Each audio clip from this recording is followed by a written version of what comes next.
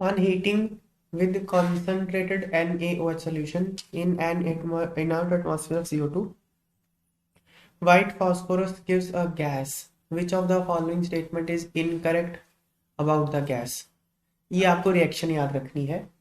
ये white phosphorus की ना रिएक्शन है NaOH के साथ, ये डिस्प्रपोर्शनेशन रिएक्शन है।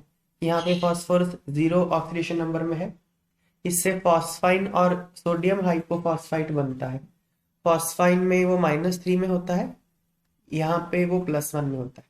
तो ये हो गया ना डिस्प्रपोर्शनेशन, सेम एलिमेंट ऑक्सीडाइज भी हो रहा है और रिड्यूस भी हो रहा है। ये रिएक्शन ना बहुत जगह आती है। एक तो रिएक्शन आती है डिस्प्रपोर्शनेशन रिएक्शन ऑफ P4 में आती है ये। अगली बार ये रिएक्शन आती है method of preparation of hypophosphorous acid में, क्योंकि ये बन गया ना, इसको आप एसिडिफाई कर लो तो H3PO2 ही बनेगा ना, हाइपोफॉस्फोरस एसिड ही बनेगा।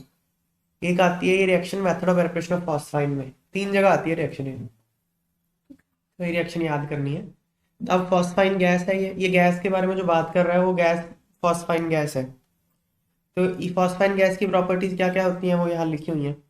It is highly poisonous and has smell like रॉटन fish. ये बात सही है। ये जो फॉस्फाइन गैस होती है मच्छी की तरह इसकी स्मेल होती है, वही सड़ी हुई मच्छी की तरह पॉइजनस होती है ये। सही है बात है। Its solution in water decomposes in presence of light. ये भी बात सही है। इसका सोल्यूशन ना लाइट में ये डिकम्पोज कर जाता है, और ये सही है बात है।